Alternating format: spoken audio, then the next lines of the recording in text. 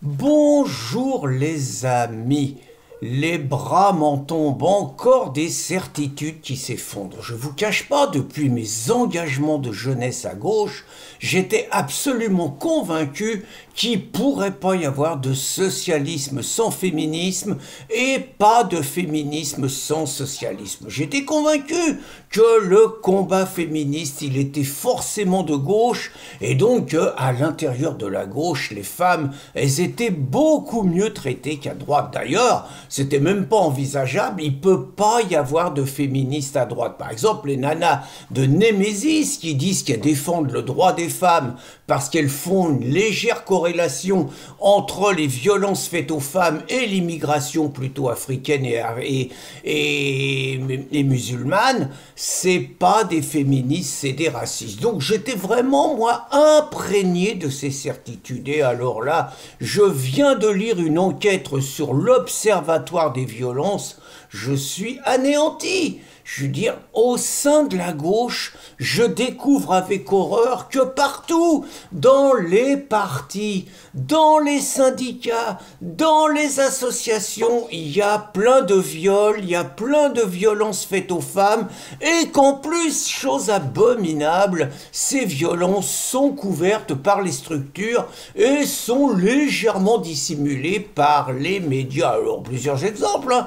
Dans les partis, alors chez les écolos, Ma Sandrine, elle a été victime de violence. Denis Baupin, il l'a plaqué contre un mur et il a touché la poitrine. Et puis il n'y a pas que lui, il y a Poquelin, il y en a d'autres. Je découvre que chez les cocos, il y a des mastiques pas possibles. Je découvre alors chez les insoumis, on n'en parle pas. C'est un mastic par jour. Là, le dernier, c'était le pédophile qui viole des gamines de 4 ans. Il y a un député qui a été élu, mec comportement sexuel de prédateur, enfin c'est inimaginable. Chez les gauchistes, alors là je vous dis pas, chez les gauchistes, NPA et tout, c'est encore plus abominable. Et puis les syndicats, mastic à la CGT, alors les associations de jeunesse, les syndicats étudiants, oh là là, l'UNEF, tous ces trucs-là, gangrénés par des scandales sexuels, les organisations Antifa, pareil, les organisations Antifa,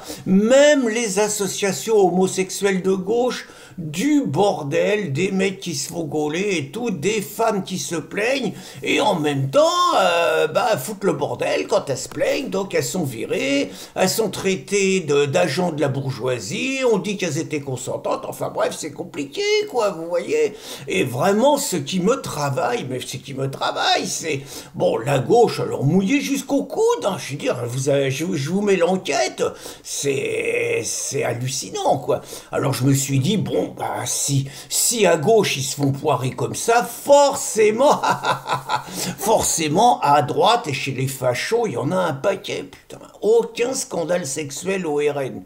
C'est pas possible, il n'y en a aucun qui a essayé d'agresser Marine Le Pen. Alors vous allez me dire, ouais, mais au RN, il y a plein d'homosexuels, c'est pour ça, il y a des agressions sexuelles entre homosexuels.